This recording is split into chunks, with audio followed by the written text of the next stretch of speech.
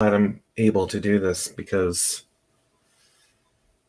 I'm being left alone. So, all right. Anyways, we are live. So, hello and welcome everyone.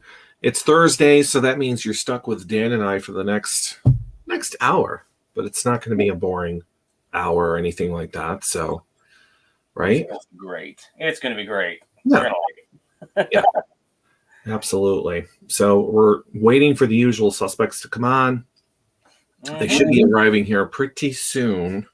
I have shared this, I think, with every Star Trek group, Star Wars, whatever I'm part of on Facebook you can ever imagine. So I'm hoping that people pay attention and want to watch this. I've waited for John to come on and talk to us. Unfortunately, I had to cancel last week due to my job, which I was not happy about at all, let me tell you. So I went to work with a little bit of an attitude. A lot of rolling my eyes. So I didn't want to be there. But anyways, welcome. They're starting to show up. So of course, the usual suspects, my sisters, my family, they all watch. So Ashley is here, my sister, my Aunt Valerie is here. My Aunt Valerie is a Star Trek. I think she's a Star Trek fan. So clearly, Dan, you are. A little, just minor. I don't know what in the world would give that away. I'm kind of surrounded by it, so yes, I'm definitely a Star Trek fan. Yeah, and this is totally different because normally we see banners and posters of your books, all your writings and stuff. So now we see all this collection of Star Trek. Star Trek, yeah. I've been a Star Trek fan for a lot of years. I grew up on it. My mother was a Trekkie, and so she made sure that my brother and I were introduced to it at an early age, and I really took to it quickly. My brother was bigger on Star Wars. You know, he likes Star Trek too, but he's bigger on Star Wars. But I really love Star Trek. And I mean, evidenced by my collecting habits, evidenced by the fact my first fictions I ever wrote were for Star Trek. Mm-hmm. So, yeah, I'm a Trekkie. Definitely a Trekkie. I have a collection of autographs of almost everybody who's played Star Trek. I've met him in person. So, I know. Some of them multiple times. That's why I really, really need to get to a Comic-Con one of these days. I really do. Yeah. So, now, unfortunately, I'm going to say that minor bad news. I won't be attending the one in Indianapolis next weekend. They had to cancel and move it. So, for anybody who was thinking about that one, who lived in the area, it's not happening. So, yeah, but I am definitely going to be here at Motor City Comic Con in October, early October, and then I should be at the Fanboy Expo in Knoxville at the end of October. So those are still on track to go, but we'll see. Well, I hope so. That would be nice. So you need to go to the New York City one. That's the one you need to go to. One of these days. Well, I'll just do it. Oh, yeah. That way I can come down and see you. Yes, definitely. And there's a lot of people in that area I've met over time. Not met, but have met indirectly through Facebook and the game and everything that are in that area. There was somebody, what was it, last week or the person we were talking to from my CMP from Cosby Media that lives like just up the road from you, considering. God. I think it was Keyshawn. Yes. That was funny because, when he's talking and, because he was a teacher, right? Yeah, he's a teacher. Yes. Yeah. And he named the school or whatever, but he said Springfield. And I'm just like, he's probably talking about, I don't know, some other Springfield somewhere. It's not Springfield 45 minutes away from me. So I don't think I've ever had a guest so close to me. Yeah. That I've spoken to. So, yeah. Let's see. Oh, my grandmother is here. Hello to my grandmother. My other aunt is here. Welcome. John Clark. Hello, John. Hello, John. He's one of my gaming friends. And how is that going? It's going pretty good. We just had a big event in the game that I helped set up, and I had so much fun with this one because I wanted to do a unique story. I think I talked about this before, but the story is not just superheroes. I decided to have the setting be noir, but tongue in cheek. It's all comical. And so we had this big one-time event where you're battling a couple of big mob boss bad guys. 1930 is the year they set everything to. And then there's this ongoing patrol you can play in the game anytime. And the patrol I wrote the story for. And as you progress through the story. And each chapter of it is littered with references to classic noir movies like Sunset Boulevard or the Maltese Falcon or The Big Sleep. It's all filtered in there just as a joke. Anybody who doesn't know noir, it'll just seem like a weird story that's fun to play. But if you do know noir, you'll love it because it's just scattered all throughout there. I had so much fun writing that. I bet. Sounds like a lot of fun. So, yeah. Absolutely. Oh, and I hope that you have extended our guests that were on before from Cosmic Media, all three of them, to come back on whenever they would like to come back on. It would be nice to talk to them. Or just Braxton. I know that he was eager to come back on. So, yeah, definitely. Absolutely. John Clark, I just finished The Patrol with Astra. I loved the noir. Oh. Okay. Love it. I had so much fun writing that. My mother is a big noir fan. I know something about it, and so writing this was and it was fun because I've written a lot for this game, and you can only write, in my mind, so much of the same thing. It's all superhero. So at times I've made it superhero with a touch of fantasy, because fantasy is definitely an area I love to write in, and I've thrown some science fiction into it more than usual. But for this one, getting to spin it with a noir setting was a total out of the blue thing. We're looking great that everybody loved, and it was fun to do the comedy too, because the main bad guy in the story is a friend of mine. I promised him I'd make him a villain one day, and I did. And because of that, I threw myself in the story as Private Eye Peyton, and I'm a terribly inept detective trying to stop this guy, so I need the hero's help. So I'm no superhero in this story. I'm just comic relief. Is this the first time that this game has taken that direction, that you've written, in this direction? Obviously, because I don't think I remember you saying anything before about this. No, it's the first time I've ever done that. It was really my first time in 30 plus years to dabble in the idea of noir. When I was very, very little and writing my first little stories in school, I wrote about a detective named Private Eye Peyton, in which I wrote mystery stories. And I did that like in 3rd and 4th grade. So this is a nod to my family's the only people who are going to know this little tidbit, but it's a nod to that part of my life. And I thought it was fun to bring it back. There you go. Sounds good. Chris Evans. Hello, Chris Evans. I just realized that Chris Evans follows me on Instagram. I totally forgot about that. So, yeah.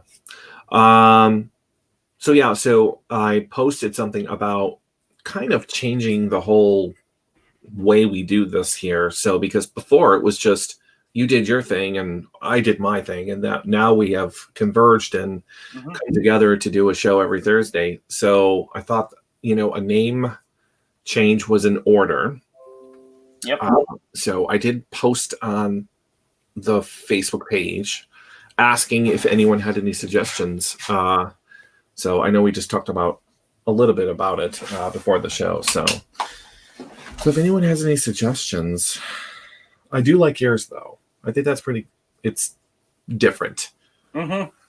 So yeah, I don't know. I might go with that one. So, I mean, we do have the dragon part of our little logo here. So I think that's pretty cool, but yeah, just to change everything else. So yeah, if anyone has any suggestions, let us know. Don't forget to like and share this video, because we have a guest on, as everyone knows. That's why people are here. They're not just here for us. They're here for John Jackson Miller, right? Yeah. Yep, John Jackson Miller. I'm right. I'm happy to have him on here, and it's been kind of a weird roller coaster getting him to the show. He had a disaster the first night he was supposed to be here. Totally nobody's fault, just the weather and time and all that he had to deal with. Then the second time around, you had a job disaster, and so suddenly it's like, we're finally here. We're all together. Nothing's going wrong. We're going to all have to have a conversation. Yes, we are. So, Yeah. So, and that reminds me, if you have any questions out there, and I know you do, you guys always come up with questions for the guests. Blurt them out. Ask them. So, yeah. Now, do you know him outside of? Yeah. I mean, how did you meet him? I met him in person here in Michigan at the only Comic Con I ever did here, right after I moved up here, which was it's literally just Michigan Comic Con in Detroit. And Okay. he and a whole other group of authors from the same publishing house that does the fiction for like Star Trek and all. They were there with one of their agents, and it was kind of a slow convention, which was a little weird, but it was great convention really. But I had time to go over and talk to them and meet them and see their work and all. And I got talking with him a lot. And afterwards, we'd friend each other on Facebook and we chatted now and then. So yeah, he may be one of the few people I've met like this on here that I've actually met in person before I friend him on Facebook. So Yeah. just briefly, but I'm hoping he and I cross paths again as we do conventions in the future. I think I remember you telling me that you went to a convention when you first moved up there. So it was a little while ago. Yeah, it was. How long has it been since you've been in Michigan? I moved up here at the end of 2018. Okay. So, right, I mean, it was Christmas. We moved in like 2 days before Christmas. Yeah. So it's just been that long, and it was 2019 when I went to that convention, and that was one of the last conventions I got to go to. Absolutely. Well, I'm stoked it's finally here. So we don't have to wait anymore. He's here. Nothing has happened. So yeah. Are you ready? I'm ready. You're always ready. Of course I am. Ready. I'm pretty sure he's ready too. Yeah, he's ready. Hey. I'm not the only one with starships behind me. Oh yeah. I do apologize for what happened. I guess about a month ago now. It was you had mentioned wanting to go back to conventions. My very first convention that I went back to, which was in Raleigh, North Carolina, happened to happen the same night that up here in Wisconsin we were inundated by storms, and my farmhouse here that was built in 1853. The boulder basement walls started to give way. And so when we actually had your event started or about to start, I've got the engineer in here saying, okay, you actually have to get concrete here and here and here tonight. or you're going to have to evacuate the house. And so my life has been one whirl of contractors and estimates and more storms. It's again, I'm glad to be here now. Well, we're glad to have you here. Yeah, absolutely. As both Star Trek fans we are, and Star Wars fans, having you on here is great. We're both sorry we missed you last time, but work stops for nobody. So yeah, sorry. And last time the show was going to start as I was packing because I had to leave the very next morning for my very first outdoor camping trip I've ever taken in my life. Yes, I know that's unusual, but it is, and it was an interesting experience. Torrents of rain and mosquitoes that were arguing whether to carry us home or eat us there. It was loads of fun in its own way. So anyways, why don't for the people who are completely hiding under a rock for the past few years, why don't you entertain them by telling them who you are and what you do? I am John Jackson Miller. I write books. I write comics. I basically strip mine my childhood for a living. Started out as a Star Wars fan, evolved into a Star Trek fan as well. Always a comics fan all that time. My first job in the industry was I was the editor of Comics Retailer Magazine, which was the trade magazine companion to Comics Buyer's Guide, which was the wonderful newspaper that was run by Don and Maggie Thompson. Then They were two of the founders of comics fandom, so that was really cool. I had been doing that for about a decade there when I got the chance to pitch to Marvel. I did a couple of comics for Marvel. Crimson Dynamo was sort of my demo reel. That got me a year on Iron Man. That year on Iron Man ended up spinning off just a variety of characters that still keep appearing places. I got back last night from dropping off my kid at college, and I come back home to messages saying, "You're on the What If episode that just came out." And indeed, I scroll to the end, and there's my name in the special thanks, along with the artist that I had on Iron Man. And I had to go back and watch the episode to see exactly which character of mine had appeared, just a secondary character.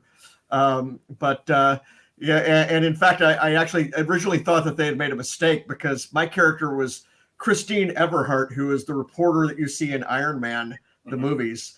And the character in the Doctor Strange episode that came on last night was Christine Palmer. And I'm like, okay, they have to have confused them. This is not my character, because that character came from a comic book back in the 1960s. But no, sure enough, both Christines were in the episode. So okay, I'll take it.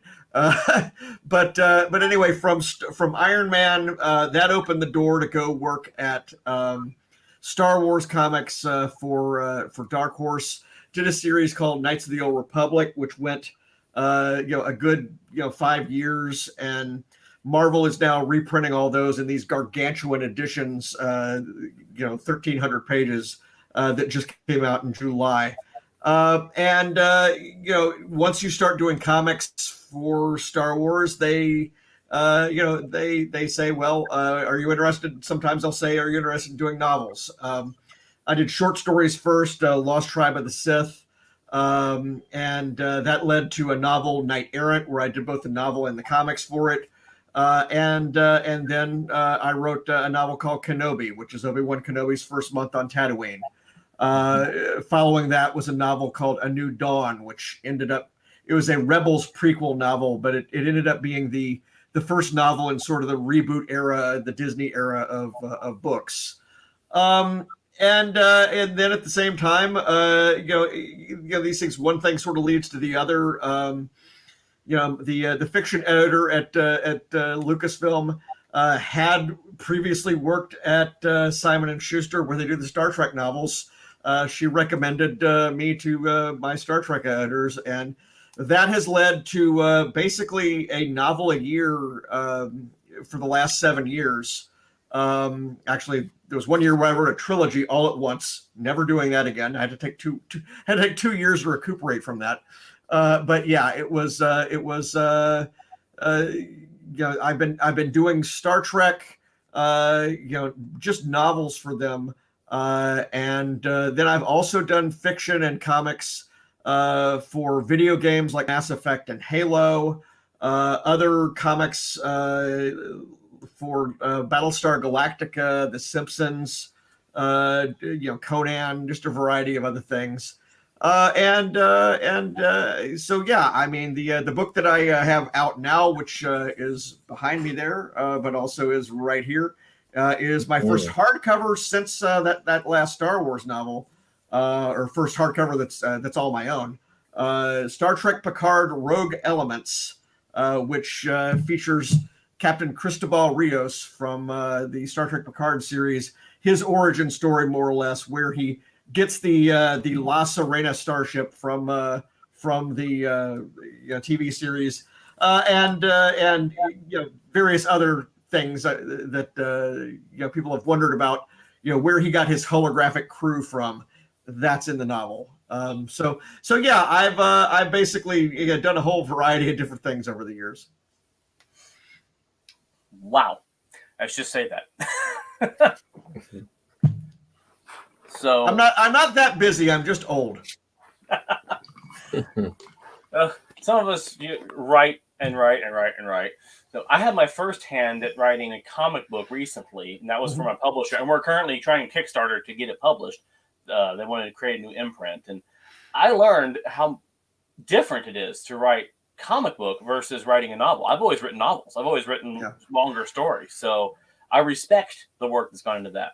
Did you said you started working with the comic books. Did you write? Well, as a kid, I was drawing my own comics basically from the same time I started, reading them. So age 6. And then I also had an old typewriter that I would be typing my own little novels on. The novels would be 6 pages, 8 pages, 12 pages long, but I mean, still that's fine. There are 14 volumes of the Treehouse Gang adventure somewhere in my file someplace. Which I worked on from age 10 through I think 11 or 12. But yeah, I mean, what happened with comics is I was not a great artist. I was not a good artist. I've been asked not to draw, in fact.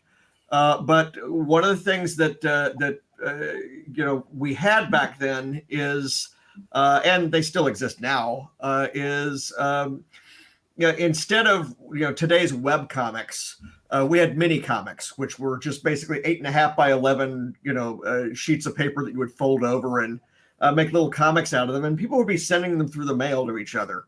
That was something I was active in. People, there were magazines, fanzines that connected people that did those.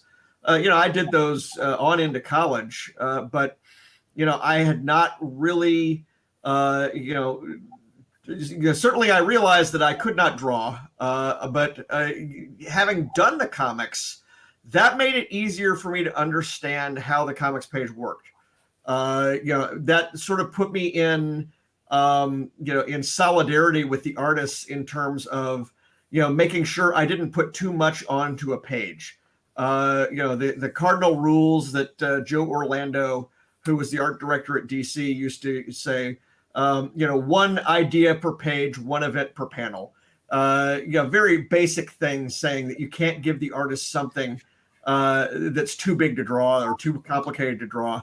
I find that when I write comics, I do my own breakdowns. So I actually will break the script down into everybody does break it into panels, first, second, third, fourth panel, but I will actually sort of visualize it. Say this is probably best. Panel 1 is probably best as a cinematic page width panel, and panels 2, 3, and 4 should be the same size, all on the second deck, because it's just a close-up shot, a close-up shot, and a close-up shot, and then something again cinematic at the bottom. Not a lot of authors or writers for comics will do that, but for me, it really helps, I think, to make sure that I don't give the artist more than is possible to draw. Yes, what I had to do, because my publisher came to me and said, all right, we're going to do comic books. So off of your own stories, I have this little superhero book series. So write a short story that's in that universe, and we're going to make it a comic. That's what he told me. So what do I do? I go and write a short story. That's not a comic. Yeah. So I took that, and then the comic producer that we're hiring sent me back a whole bunch of notes and a few links to articles to read about how to make it. And I read all this stuff. Went, you know what? I got to start over. Well, I mean, a short story is basically a plot for a comic book. It's an outline, and in fact, an example of how this transition can work is the novel that I wrote, Kenobi, about Obi-Wan Kenobi, his first month on Tatooine. That was originally going to be a comic book for Dark Horse. It was going to be a graphic novel, an original graphic novel. And as I kept writing the outline, and I would submit it, and it would come back for suggestions and revisions, it got longer and longer and longer until the point where the outline was 50 pages long. And at that point, I said, okay, this thing will never fit in a book. And fortunately, they came up with a different project for me to work on instead. But I ended up shelving that until years later, when I actually was doing novels for Del Rey. And I literally just pulled that idea off the shelf and said, "Hey, I've got this thing. I only made modest changes to it to make it work as a 400 page novel." Yeah. I fully respect that. My other direction for me is I always write big. I work for an online game, and he's constantly asking me to write the stories for it. And I have to remind myself the gamers have a short attention span. The stories have to be broken into small, concise chapters. I'm like, Yeah. that's painful. No, well, I can do it. Well, one of the things that I've learned over the years, and technology has actually helped us figure this out when we're writing novels, because Amazon is tracking what everybody does in terms of reading on Kindle. So we know how long people are reading in one session. We know how long people are listening to an audiobook in one session, if it's coming on Audible. And so one of the things that has happened over the years is, my chapters in Picard, are running around 13 to 1,500 words, 13 to 1,600, which just happens to be about how much somebody can listen to on a 5-minute commute. It's about how much somebody can read in a 5-minute session before you need that commercial break to go away and possibly do something else. I've done books with longer chapters, and sometimes it makes sense. But you'll see books that are like 7 chapters in 400 pages. There's no real breaking point for the reader to unless they have a physical bookmark or a digital bookmark or something like that. They may have trouble getting back into it. So I like to kind of give people concise entertainment nuggets, and then they can choose how long they're going to read. Yeah, and ironically, without even knowing that, that's exactly how long I have to keep the chapters in the game. It's 1,500 words. It's like my limit, because anything past that, players complain and my boss complains. Yeah, I mean, 1,500 words is about enough for 2 scene changes, and it's same for a comic book. I kind of have over the years gotten a sense of what will fit in a 22-page or now 20-page comic book. And that's about 3 scenes, and an opening splash page and an end splash page. That's about what you can get.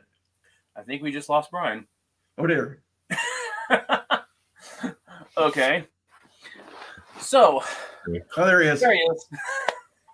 I have no idea. I would do. We were afraid you were called back to work.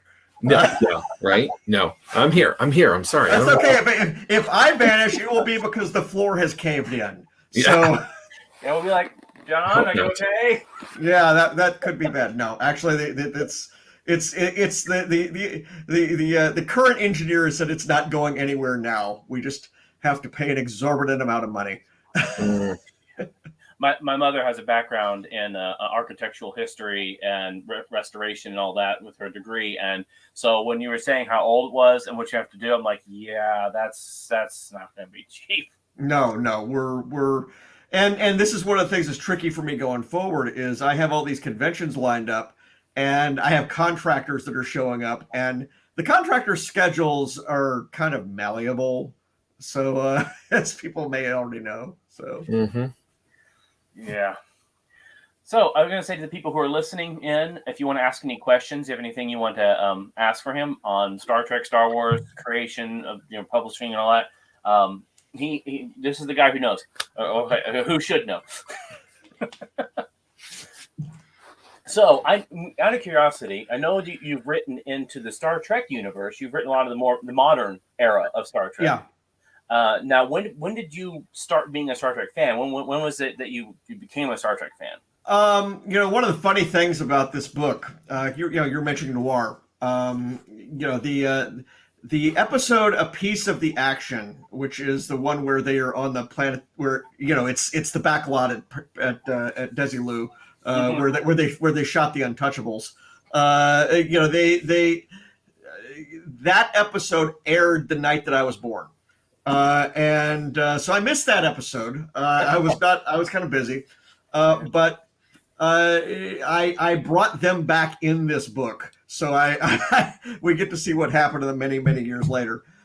So yeah, there's lots of noir bits in it. But no, I mean, Star Trek was out of first run by the time I started watching TV. It was, I would just randomly see episodes, and the animated series was on. But 1977, I would have been 9 years old. That was when Star Wars came out, and of course, everybody was Star Wars crazy for 2, 3, 4 years after that. I remember, I had my own, with a friend of mine, our own shared universe, which basically we ripped off the idea from sort of Mr. Scott's Guide to the Enterprise, where it was, sheets of paper recording all of these ships and these robots and these androids and these planets, giant page after page after page of settings for a story that,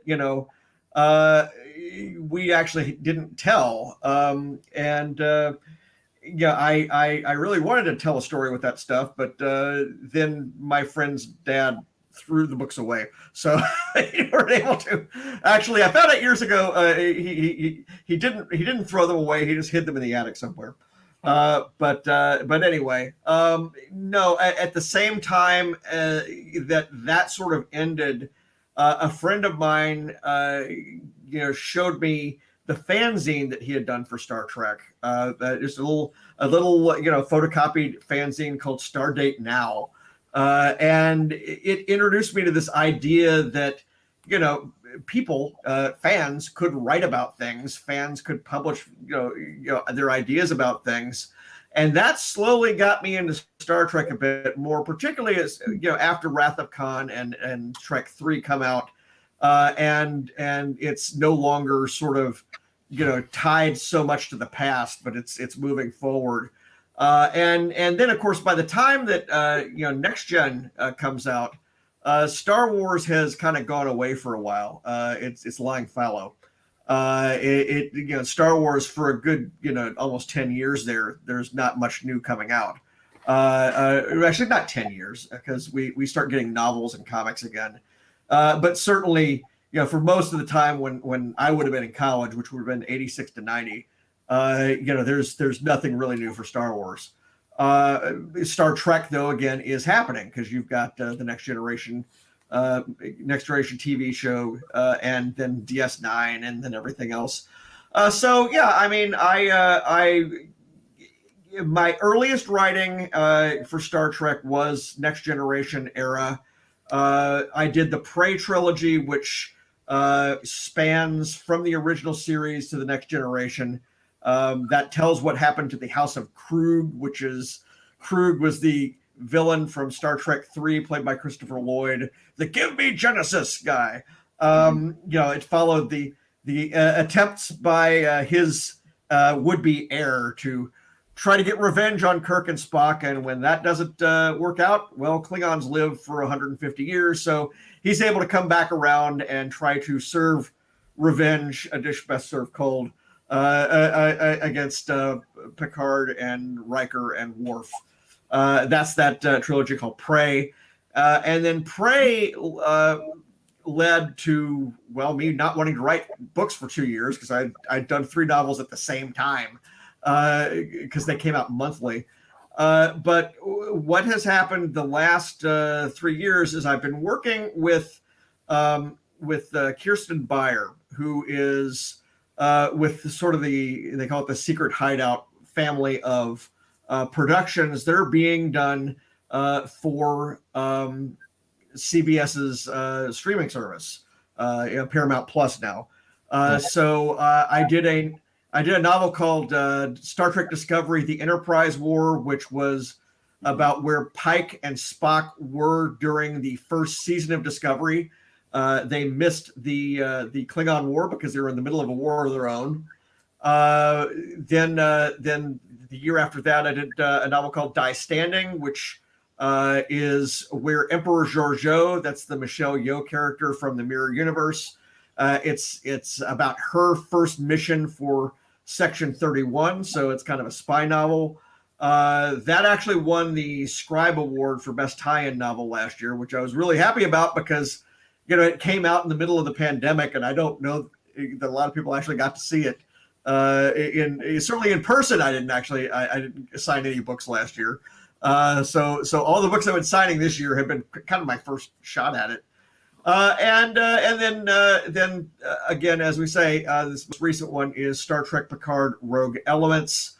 And this is set about 7 years before the Picard TV series. Actually spans about 3 years.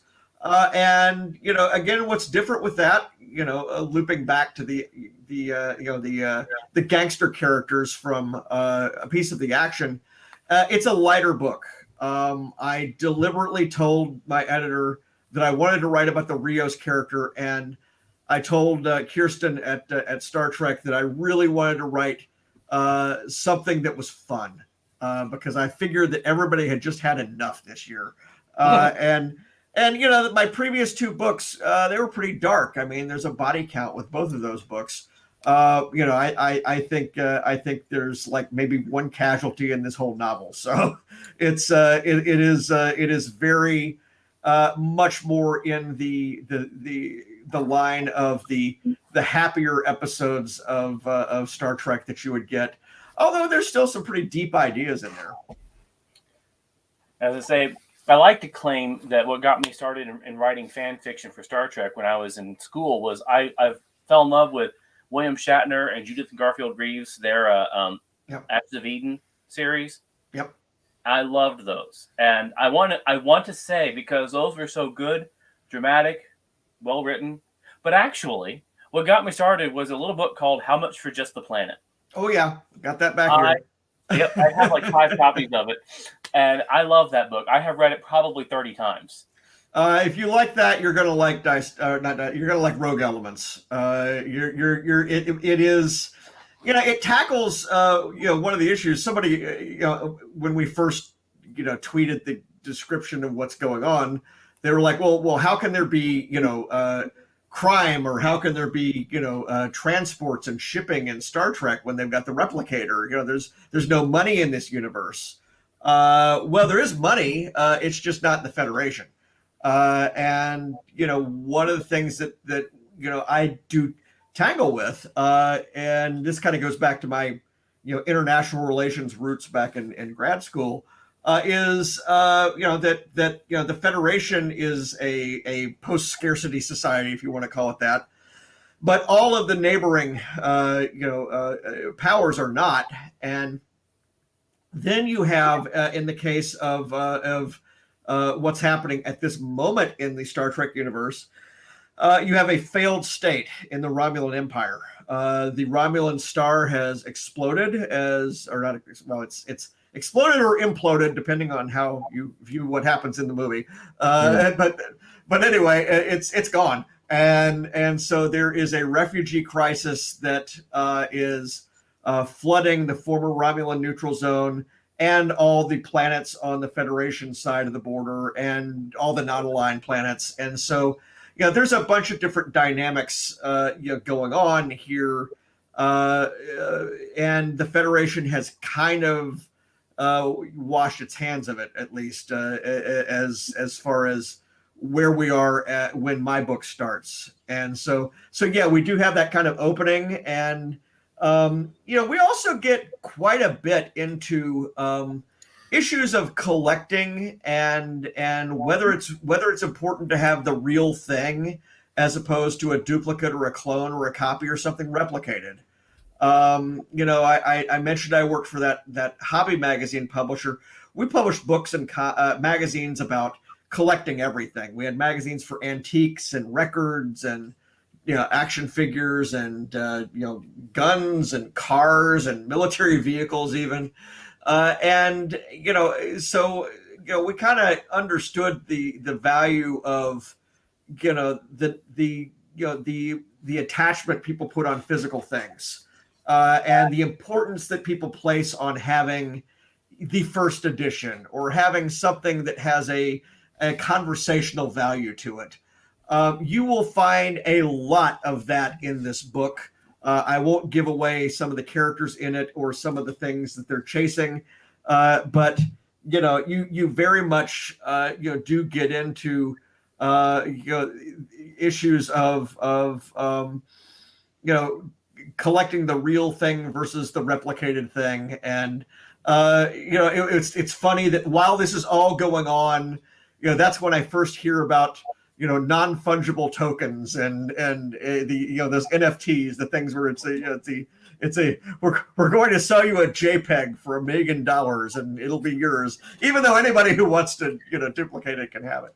I found that was these were issues that were more fun to get into when I had the length of a novel to do it. It is something that really ties in with the adventures that this character has.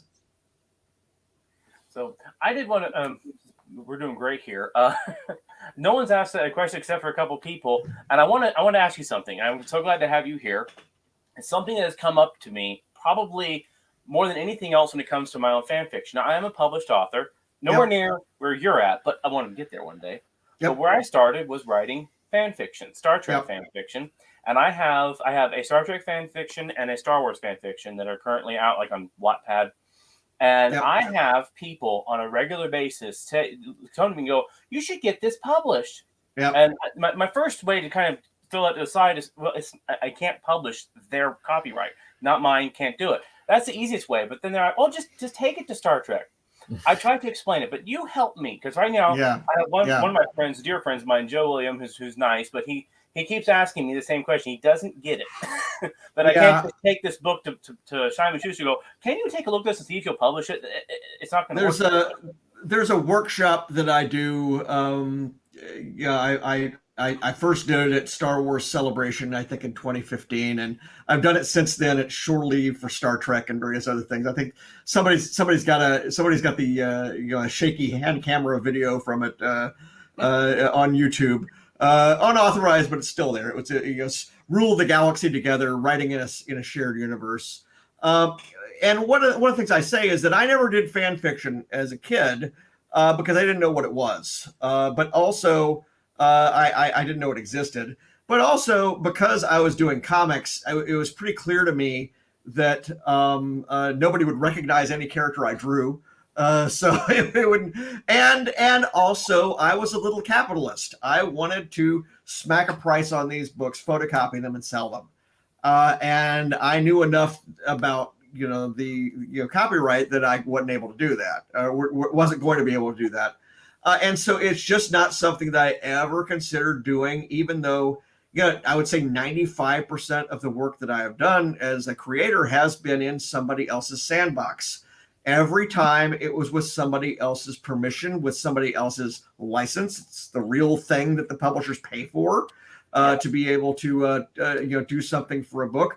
And in all cases, they sign an agreement with the license holder, whether it's Disney with Star Wars or CBS with Star Trek or Universal with Battlestar Galactica or you name it.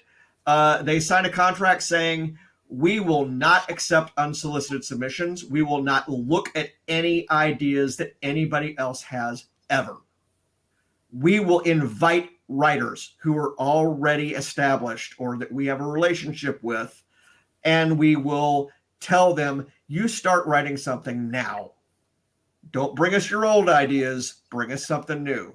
Because why do they do this? They do this because they have to protect themselves against somebody who on his own comes up with the plot for Star Trek 11 and submits it there or something like that. And then a movie comes out 4 years later that is exactly that movie or is exactly that plot or is close to it. And that person can then say, oh, wait, I sent this as an idea to this license holder of yours, this licensee, that the licensee's got to protect the licensor. And also, they are very much in the realm of, particularly these days. I did not, as I say, I did not have an idea for a Picard novel before I was asked to write it. I also did not know where I would have set it until they told me where I was going to set it. They told me, here's the right part of the time frame where we're interested in doing a book. When I did the New Dawn novel for Star Wars, they gave me a variety of options for telling the first story about Kanan and Hera from the Rebels TV series. And they said, this is what you're going to do. You're going to do their first meeting, but they gave me 4 or 5 different options of when to set it. And so, I do have, some mobility. I do have some leeway depending on what it is. But in general, if it's a particularly busy universe where there's a lot of stuff going on, Enterprise War overlays season 1 of Discovery exactly. There are markers in the book that tell you where you are in that season. And so, that was not something I could have written that book on my own. Or rather, not that I would have written that book first and then taken it to them. That was something where I was told, here is the slot that's available for this story, and work within it. And then within that, the story was mine, 99%. Now, there are licenses where, for example, Battlestar Galactica, I did the 40th anniversary graphic novel. And basically, there is no kind of expanded universe for Battlestar Galactica where they assume that all stories happened. There's nothing where you're going to collide with something else. And also, that series has been out of production since 1979, 1980, if you count Galactica 1980, which nobody should. And anybody who's ever seen it will know why I mean what I say. But basically, I was able to write my comic as if it was the second season of Battlestar Galactica, and there were really no issues whatsoever with me colliding with anything, me running into anything. That would have been a case where if I had the story on my own, beforehand as fan fiction or something, maybe I could have tweaked it or something. But no, I mean, the real value of fan fiction is practice. It gets you publishing something somewhere in a place where other people can read it, in a place where you can get feedback. It's just, you're never going to get it published. I not officially, not unless you have a particular thing. They did a thing a few years ago at Amazon where for Kindle, they actually came up with something where there were like, it's a handful of licenses. It was like G.I. Joe and a couple of other ones where, you could submit your fan fiction and they would license it, but they would take all the money. But again, what I tell people is, if the story idea is that good, and I've had people who have been working on fan fictions for Star Wars or Star Trek for years that have been wanting to get it out, and what I tell them is, what's the important thing here? If the important thing is for people to actually get to read your story, publish it on a fan fiction site. If the important thing is you also want to be able to, reap some rewards from it, then, you go the 50 Shades of Grey route. You change the names, you change the concepts, you change it into your own universe. Because if it's a good story for Star Trek, it'll still be a good story when it's in the Dan Payton verse. Ask yourself why you're using the trappings of this other universe to begin with. Almost always it's because it's easier to do something that's familiar. It's easier to do something that you don't have to convince anybody that your hero is cool, because they already know that Riker or Luke Skywalker or whoever is cool. They already know the basics of the universe. Well, really, this is almost the equivalent of writing a role-playing game, a supplement. You're really writing for the universe. If you want to write in the universe, that's a very small number of jobs that are available for that, and you won't get to write exactly what you wanted to write anyway. So my recommendation is always, look for ways to actually, spin it so that it's something that's in your own universe. The time that it's going to take to do the world building for your own world is it's not inconsiderable, but you need to learn to do it. Everybody needs to learn to do it, because you end up otherwise, like in my case, I've written 3 to 4 million words right now. I own 100,000 of them. And so, when Hollywood comes to call looking to buy my series, and it actually has happened where I've had to say, yeah, I'm glad that you love my writing, but I don't own anything. I don't own these stories. They belong to Disney, Universal, CBS, or Marvel, or who else. Yeah. I was just actually, that's funny. The other day I was actually calculating that in my published works, I've just reached about 1 million words so far.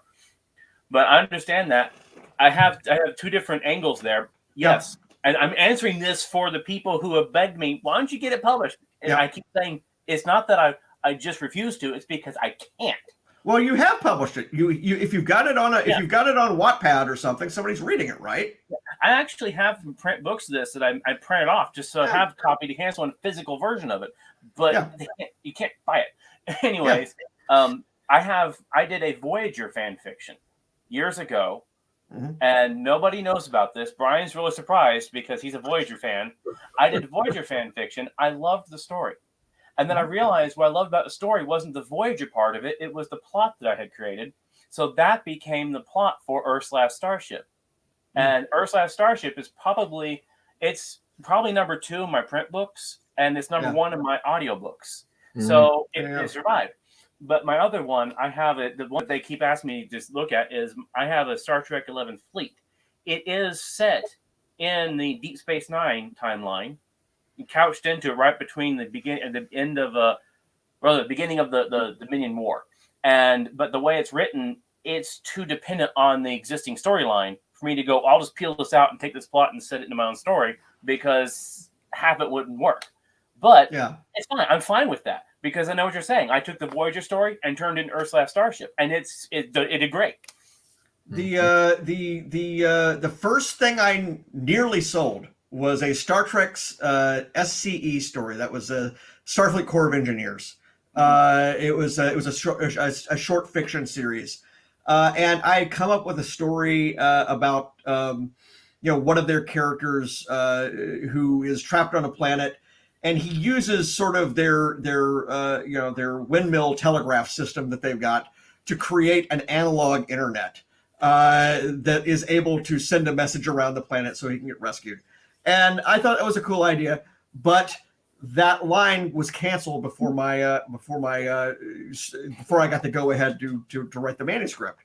Couple of years later, I use it as one of the stories in the Lost Tribe of the Sith for Star Wars.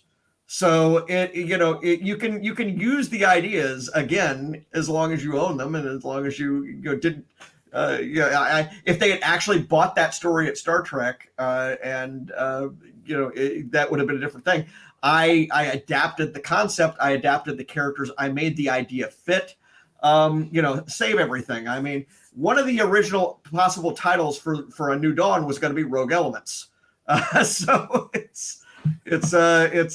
I put a lot of time into thinking up the titles of books and the titles of stories. And if ever I like one, I'm going to write it down somewhere. I respect that highly, because I say I do that too. So, and now the question I want to ask is, you've written all this. Do you, and forgive me if I've missed something, but do you have anything that's just yours?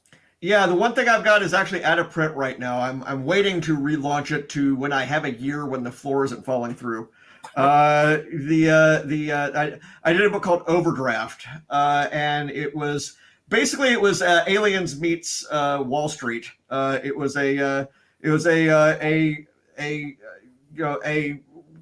basically a junk bond trader who accidentally bankrupts his interstellar expedition from his desktop. The Marines with the expedition don't want to go into bankruptcy, the security team. And so they come back to Earth and they grab him and they draft him to go with him to the most dangerous planets they can find to try to open up trading as their lead trading representative. And I had a blast with it, because again, when you're doing your own thing, you can actually have, what's interesting to you. And it's just the time that's involved in thinking up all the trappings and how it works and everything else. That takes time, but even so, that was fun. I mean, I decided, I just made all these godlike decisions at the beginning. I mean, there's no communication between stars. There's no subspace. There's no so basically nothing no message can travel faster than a person or a spaceship can. So that makes it more like the age of sail in the 1700s, where you would send the East India Company ships around the world, but you'd never know whether they got there or not. And then one of the things I also decided is nothing can go between stars any larger than a railroad car through the system that we had come up with. And so what was happening is we had this dynamic of instead of starship classes where there's this class starship, this class. This is the Kaplan F-17 speed freighter. Basically, what we have is container ships, or Legos rather, almost, where they would have to break down ships before they sent them through the space tunnel, and then they would come out on the other side and they have to rebuild them. And so ships would actually take different shapes depending on where the modules were put back and what planet they were going to. And one of the features in Overdraft is that instead of the La Serena or the Enterprise or whatever being the names of ships, the name of the ship would go with the trader, would go with the person who was actually leading the sales expedition.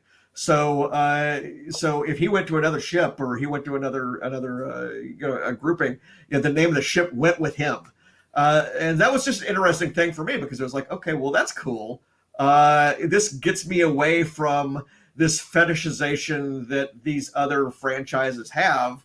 And there's a good reason to do it, but with this particular ship or that particular ship, it also makes it easy to blow ships up. And not have people be so mad that you blew up the Enterprise or whatever. Well, all these things are expendable, because wherever, if wherever Captain Kirk was the Enterprise, that would be kind of neat. And where else do we have that? Anybody? Air Force One. Whatever the president is on is Air Force One. And in fact, they make not a joke of it, but it's a note. It's one of the, I guess, like the last line in the Air Force One movie is that that particular last ship is now call sign Air Force One. Well, that's kind of the way I wanted to do it. And so, yeah, doing your own thing is not easy. There's no guarantee it'll sell.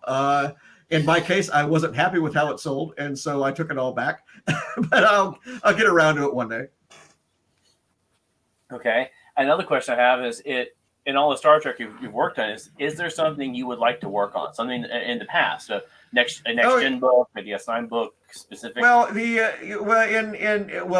just within the franchise, there's characters I haven't written. I mean, I've never written Data. I never got to what I wanted to pitch in the very beginning was going to be a Moriarty story from the next gen. Moriarty is mentioned in this, and in fact, there's a lot of stuff about holographic characters in this, which again ties into that sort of thing I was talking about, the difference between the physical and the non-physical, the real and the not. That's a theme of the book.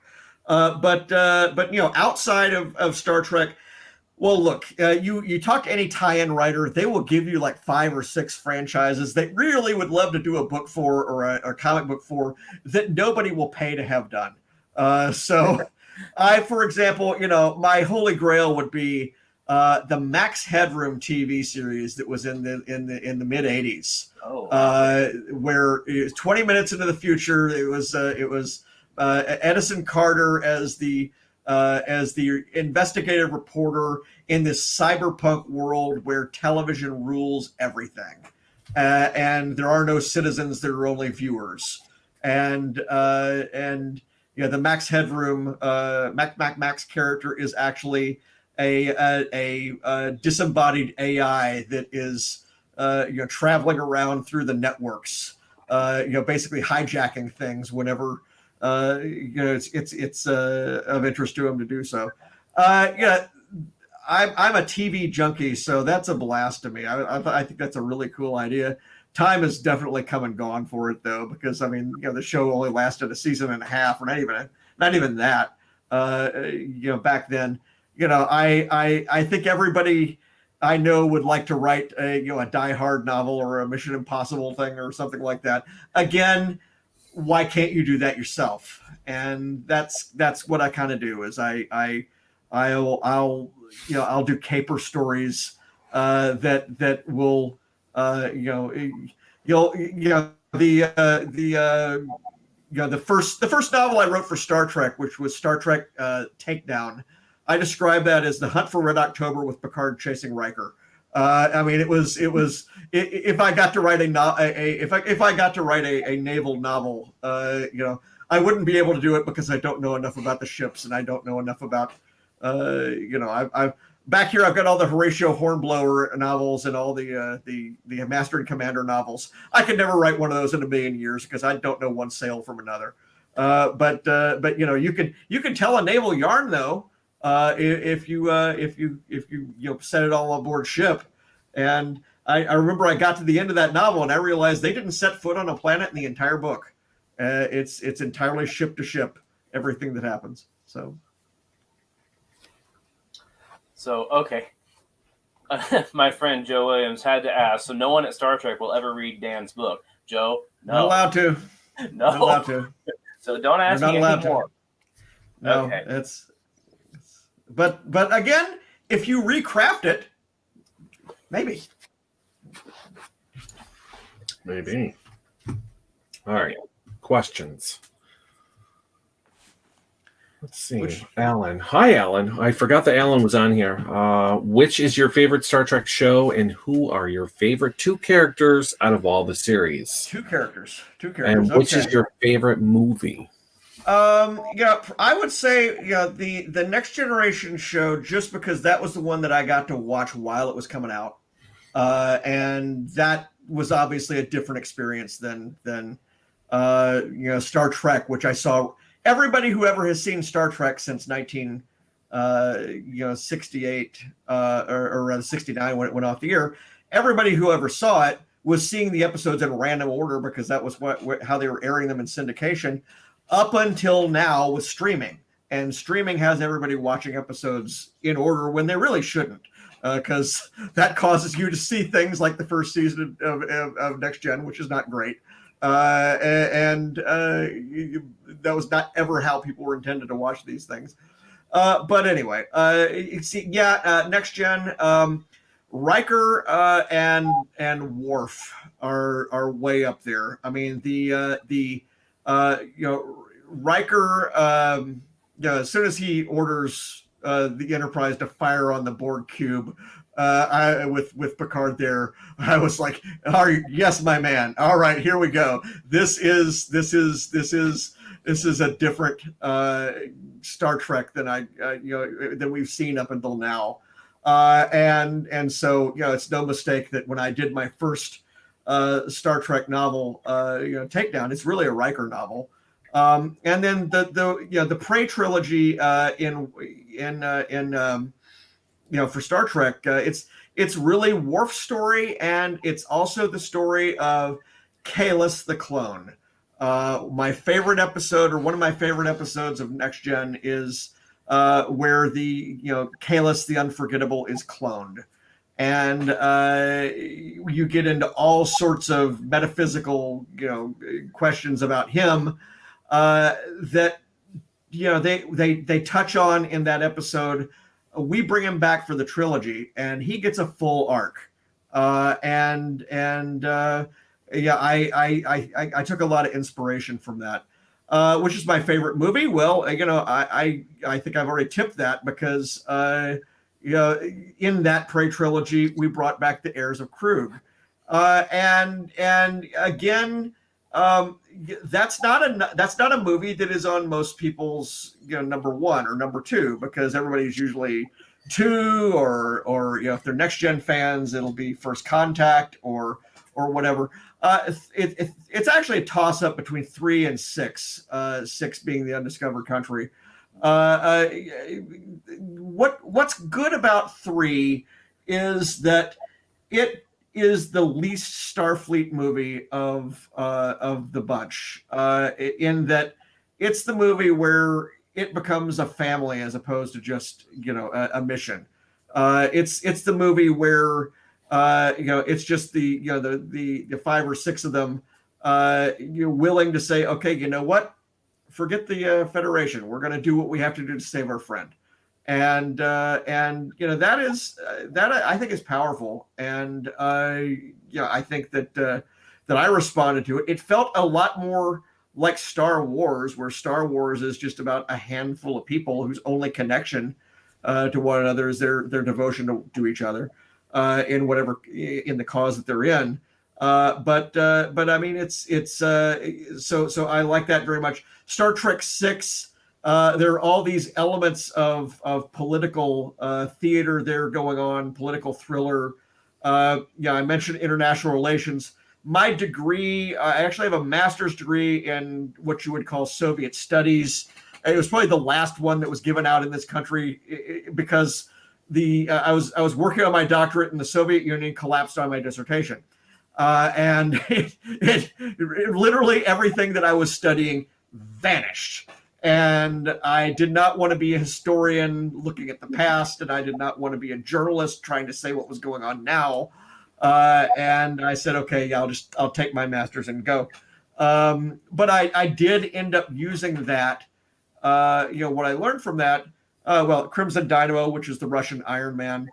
The New Dawn novel is about how the Empire turns, the Republic from a trading collective into, this horrible empire over the course of 20 years. There's Russia going from an agrarian society to an industrial society in 20 years and at the cost of 20 million lives. I'm able to import some of these ideas, into some of these kind of things, and in Star Trek 6, you have that notion of Praxis is a very, very unveiled version of Chernobyl. It's very clear that that is what we're kind of being hit over the head with it in that movie. But now that some time has passed and people don't necessarily know what was going on in the world at that time, it does now come off much more as just a very simple political thriller. I do think, though, it shows good storytelling for Star Trek 6, and the fact that you could take somebody today who has no idea the connection to that fall of the USSR, watch it, and totally get Star Trek out of it. Well, and exactly, people miss. I did a tweet thread a few months ago about this very topic, that people don't know what was going on at the time on TV. Obviously, people don't know today that they had standards and practices back in the 60s that wouldn't allow them to do certain things. People don't know today that it was hard to do multi-part episodes back then because, or even in the 80s, because they assumed that syndicators were going to show episodes out of order.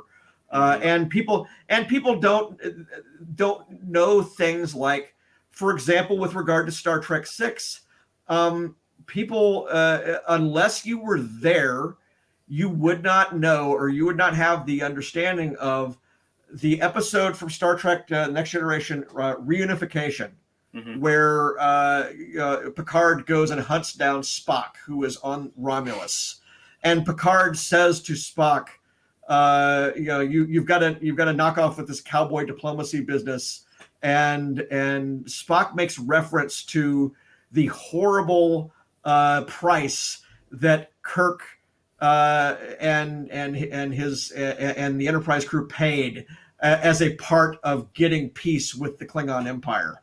and that episode came on the week before Star Trek VI came out. And what were you seeing in every Star Trek VI ad? You were seeing Captain Kirk getting killed because they had the disruptor blast hitting the fake Kirk from Ruapente. That was in every trailer, every commercial. And so if you were watching just that episode of the TV series when it came out and you heard Spock talking direly about the horrible price that Captain Kirk paid, well, what he means is he went to jail. but if you're watching it, I mean, I know I at the time was going, oh my gosh, he's dead. He's dead, Jim. Jim is dead. I will say Star Trek VI was the first Star Trek movie I went to the theater to see as a kid. That was the very first one I got to see in the theater. I was too young for the other ones. I can say the first one I saw in the theater was actually not a theater. It was the drive-in. It was Star Trek IV. And I have to tell you that the whale ship on a drive-in screen is indistinguishable from nothing. I mean, it was just, we were like, what's going on here? We're hearing the sound, but the projection was, you couldn't see a thing. So. Yeah, I actually went to see one of the drive-in movies outside of Tulsa, Oklahoma. We went to see Twister. Don't ever see Twister on a drive-in theater unless you are very certain of your surroundings. Okay. Valerie has a question of what is your favorite project that you have done? It's always hard to say because you're choosing between your kids. I have said several interviews that this is my favorite book that I've done, my favorite novel, just because it's not because it's the one I'm selling now. It's because I did get to go a lot of directions with it that just were places I wanted to go. It's the longest novel I've ever written, in part because I didn't want to let go of it. It's also, I needed every word. And just about every character gets a happy ending, and or at least the ending that I thought was appropriate for them. And so, whenever you write a book and can actually get things to gel at the end and land, that trilogy, the Prey trilogy, that was 300,000 words, and that was like landing one of those C5 Galaxy planes, trying to land it on a postage stamp. And the fact that it came out as good as it did, that was something. My favorite comic work I've done is almost certainly Knights of the Old Republic, which is, again, that big series, which is about the worst Jedi student ever who gets accused of a crime he didn't commit, and the only people who will help him clear his name are the con artists and the criminals that he used to have to chase. And so that was a series that just, because it went on so long, and also, I would get the book off my shelf, but it weighs 7.5 pounds. 1,350 pages. I wrote every one of them. That's so rare. That is so rare with comics, where you don't have, this issue by this person or this issue by that person. And so, I can take it all for better or worse, and say that it's mine. And also on my list of favorites, I did a story, a novella, for a book called Star Wars Canto Bight. And this is about the casino planet that's in episode 8. And we don't see the casino planet for very long, but this book was 4 different novellas that are by 4 different authors that were set on this casino world during one night.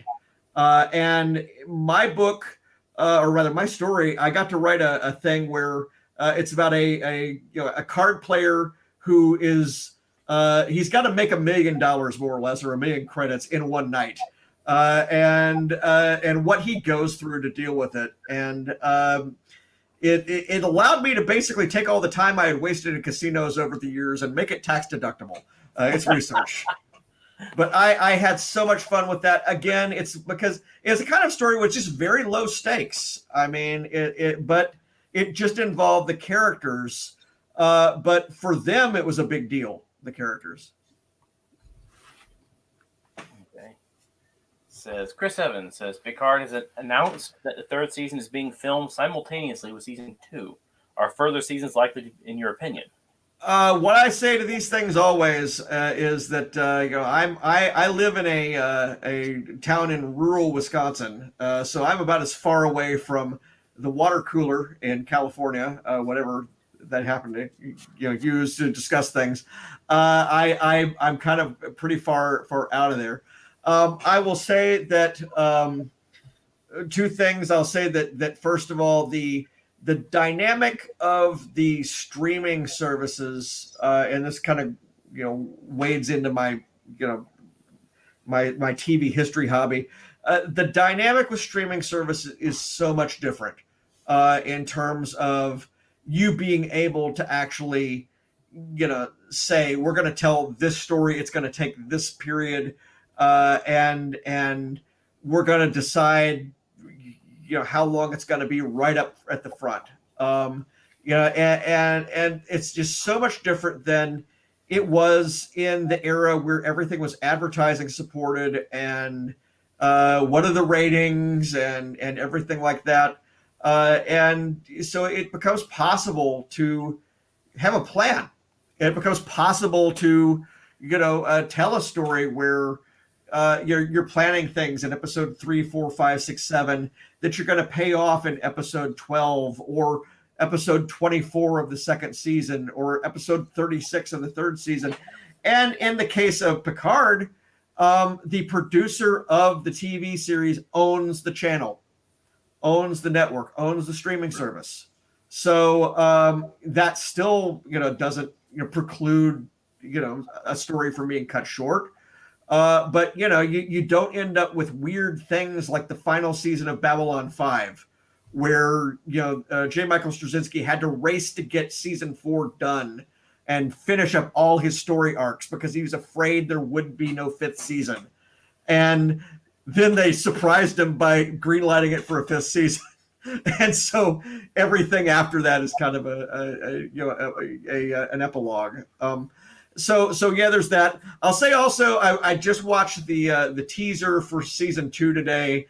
Noticed that one of the things that they were talking about in voiceover, when Picard's doing his voiceover, was there's on what I suppose is Picard's table is a physical copy of Paradise Lost by John Milton, and I was able to tweet that the very first line in the Rogue Elements novel is from Paradise Lost by John Milton.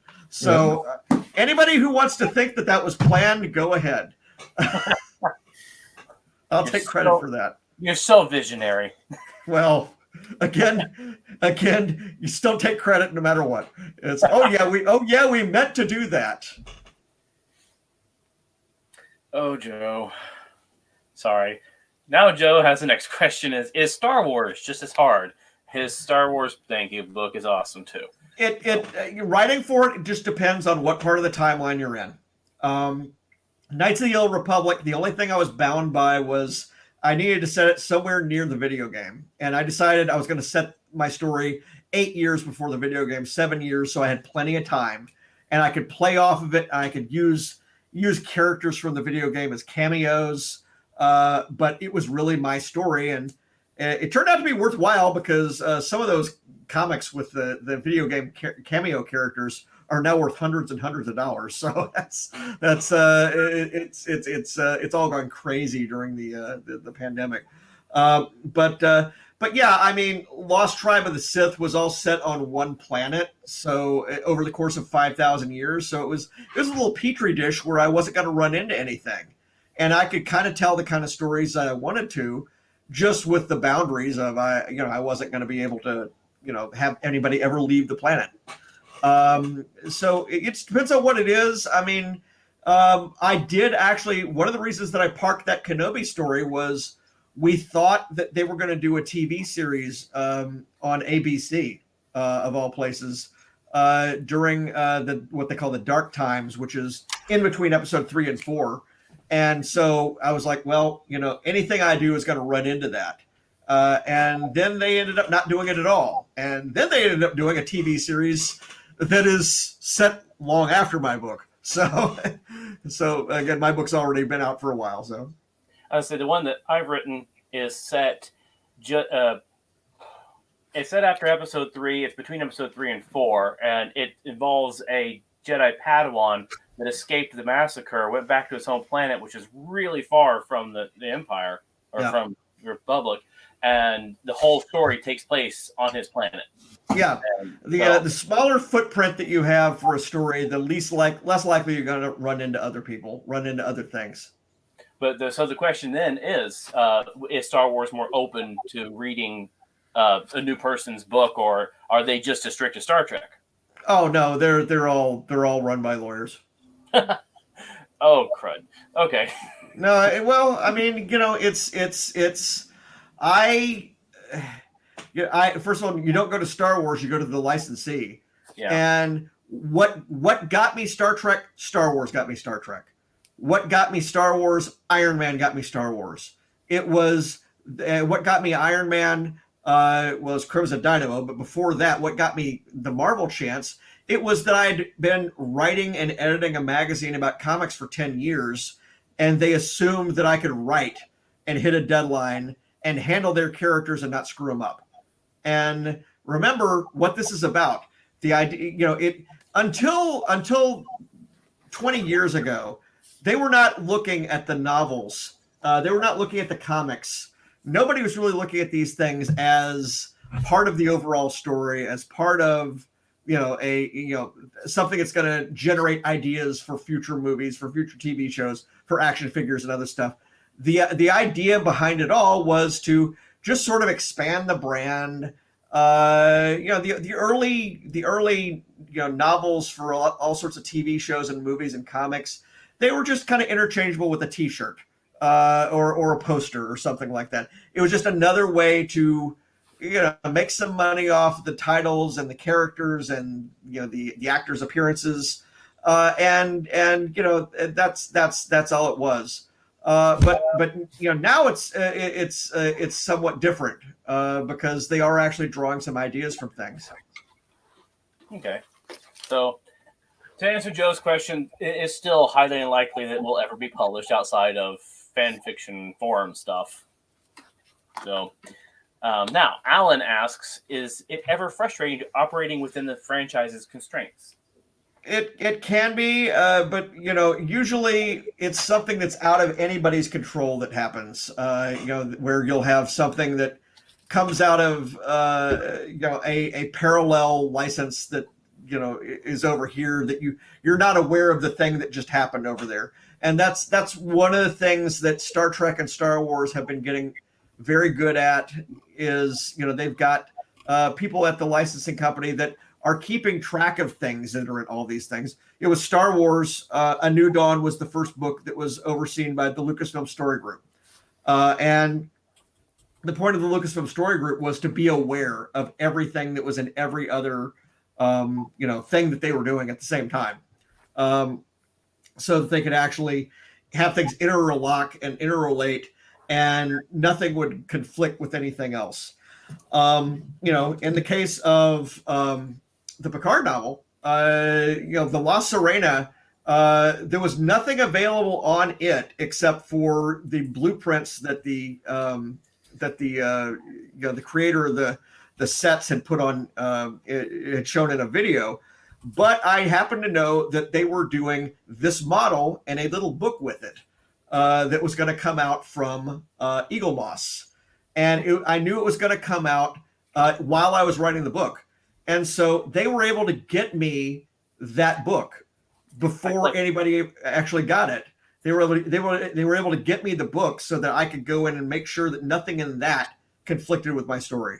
So yeah, I mean, with the major constraints are traffic jam kind of issues that you want to kind of avoid. They will tell you not to do things, but I will never tell you that they told me not to do this or that or the other thing, because that usually tips somebody off that they plan to do something else with something. And we just, as a rule, we just never say, we've been told never to tell anybody Yoda's last name or something like that, because that tells everybody, oh, they're going to do something with Yoda's last name, and it'll end up being on some YouTube video tomorrow. Yeah. Yes, very much so. Yeah, I now one subject that has come up. We're running way past time here. I hope That's it's okay. okay. Brian, you good? Everybody, have fun. Anyways, one of the subjects that I actually take a different view on from the fans that I have met, and being an author, people come to me this problem all the time about Star Wars. When Disney got a hold of Star Wars, they did a giant sweeping of the canon, taking out a bunch of stuff. And I actually have a positive view of that because as a follower, my brother was big in the comic books and the novels. I read a bunch of novels, watched the shows, watched the movies, of course, all this stuff. And I realized there was so much that was not really held in bounds. So much that this character was doing this here, but they also here. They had one wife here. They have 3 children there. And I'm like, as an author, their canon was kind of a scattershot of everything. So Well, it was organic. It grew organically. Yeah. And I think that we just didn't have, in my opinion, I felt it wasn't reined in enough over time by Lucas to keep it from getting a little out of control. So, well, everybody assumed that there wouldn't be any more movies. Yeah. And that's kind of, I was talking about Battlestar Galactica and how I was able to do what I wanted to do. But if they came back into production suddenly, that causes issues. I was kind of at the center of this sort of thing in the sense that New Dawn, I was 2/3 of the way through the book, and they said, okay, we need you to come to Lucasfilm. You and Timothy Zahn are going to do a video about this new brand we're going to call Legends, and everything else from now forward is going to be Lucasfilm story group material, including your book, which you've already been working with the story group, so that made sense. But the thing with Legends is that Legends might be true. They might be true in part, in whole, or not at all. Think about Robin Hood. Think about King Arthur. Think about what you really know about these people. Some things are true, some things are not. And remember why they're doing this. They're doing this for one very simple reason. Disney paid $4 billion for Star Wars. With the announcement that they had spent that staggering sum of money, they announced that they were doing 3 movies. They were having to give a movie to big name directors. 3 different big name directors got movies, and they needed to be able to tell these guys, you're gonna have the ability to tell the story that you want to tell. This $1 billion movie, tell a story that you kind of want to tell, and we're not going to lay on you the difficulty of having to tell readers, or rather, readers, literal readers, the opening crawl of episode 7 would have to be like 20 minutes long, and it would have to say that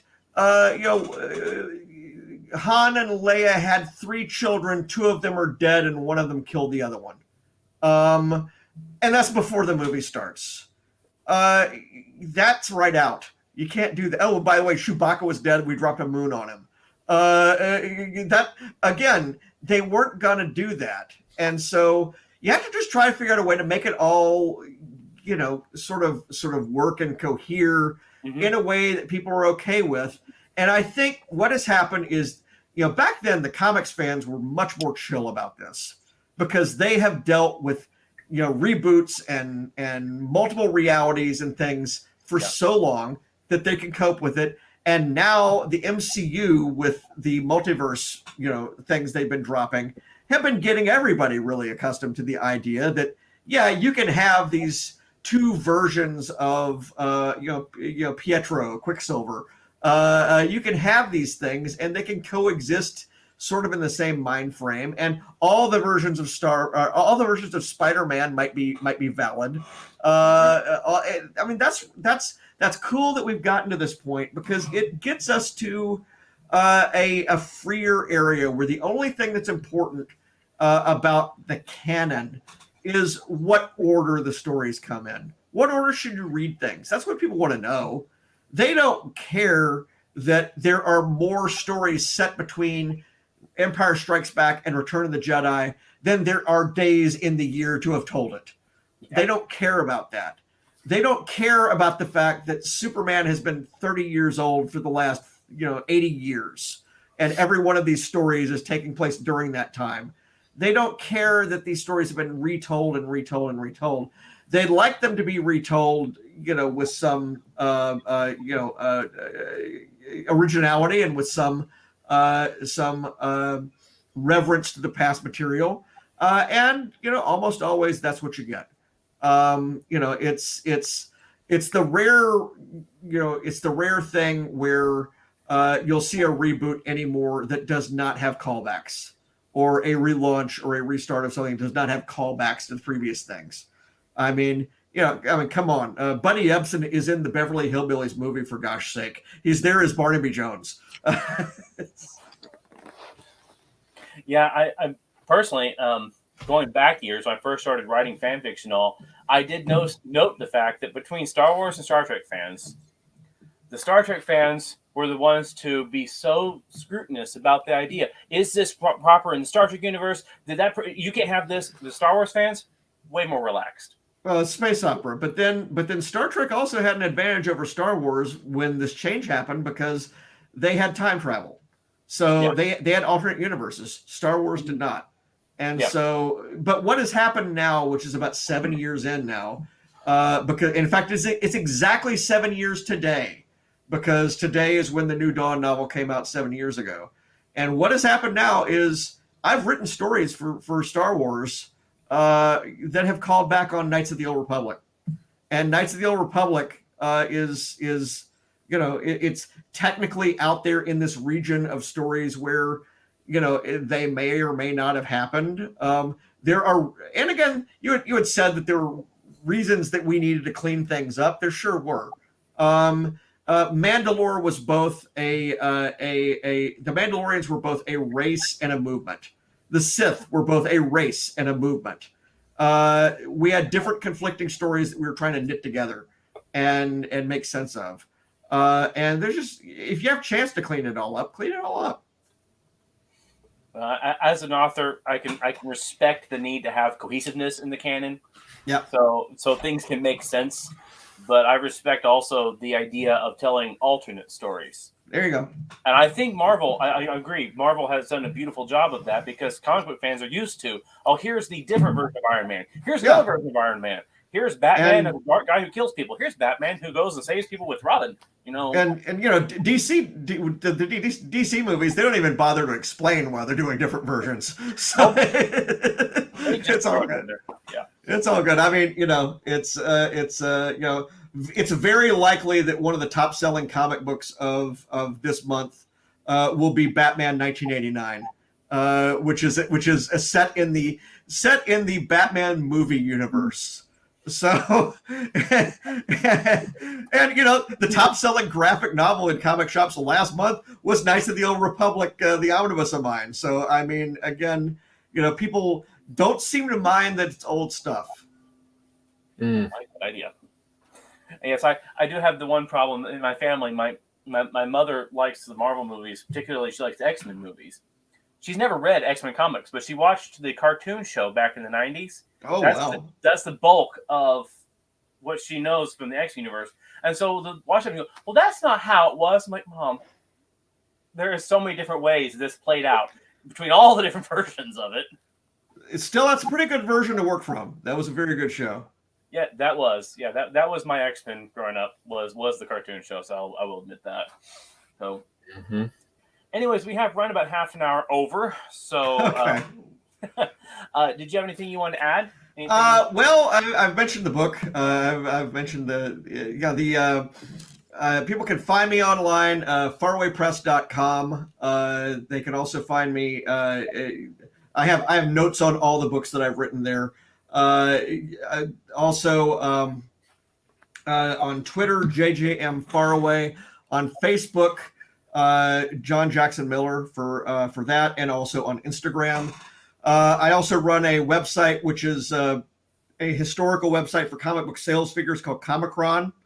That's its other whole thing. It's got its own Twitter and its own Facebook and a Patreon, in fact. And travel. You had mentioned conventions, and I had mentioned that I have contractors that I'm dealing with. So I may or may not be at Kineticon next week.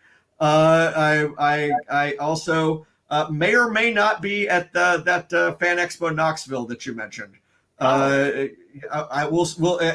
It's so far down the road. I'm having to see, but somehow between COVID and the contractors and everything else, I'm kind of like I'm planning things day to day.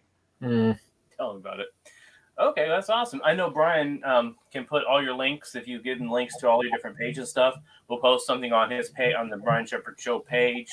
And as we mentioned, the name of the show probably changed because we've updated and changed to a new host. So, but still, he'll get links to all that. So if you send him the link to your Instagram, Facebook, Twitter, all that, we'll get it up there. Let everybody know about it. Share that around.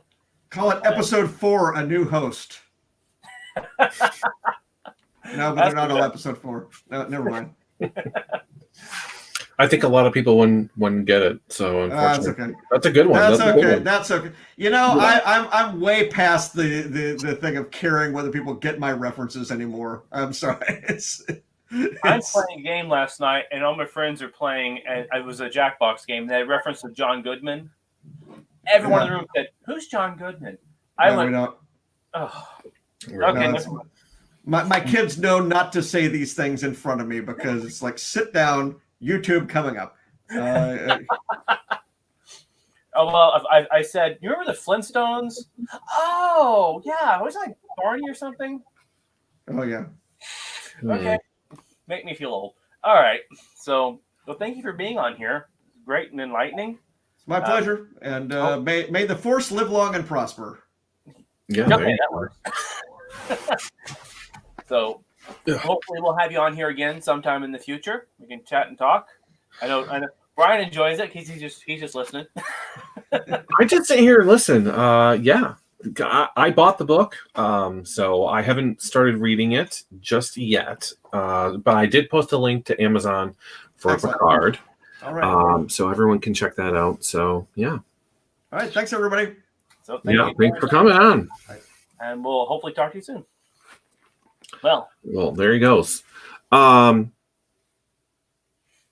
was a good show. That was good. I'm glad to have him on here. It was fun listening to all that. I honestly didn't know how deep he was into the Marvel comic stuff. I knew about his Star Trek and Star Wars things. I didn't realize going back there. I was more interested in that stuff. So wow, that's really cool. And the Knights of the Old Republic, and you didn't even click. That was that's him. So.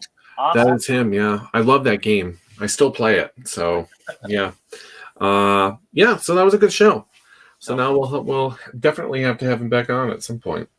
So at this point, I don't think do we have an announcement for anybody for next week? Because I don't have anybody set up. Not yet. Not yet. We'll see what we can do. I am working on that. I'm working. I'm trying to get. Obviously, we don't necessarily have to have a guest every week, but it's nice. It really is nice. I'm also not only trying to find people for our show or whatever, but I'm trying to put together October because, well, for me anyways, and this, every October we tried to get as many type of different guests for October, like Sylvia and the paranormal, and so I'm working on that as well. So if you have any suggestions about that, please let me know. I may have. I'll be talking to an author who is well known in the it's a gore horror. It's type of horror that I don't think you read. I'm definitely not a horror fan, but I am not. I'll try to get that. So we have stuff coming up for this, and of course, the rest of September we'll have fun. No matter what, we'll have fun. And watch soon. The name of the show might change, but it'll still be us. It'll still be us on here.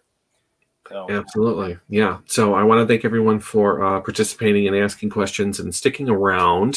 This is the longest we've ever gone, but that's all right. It was worth it.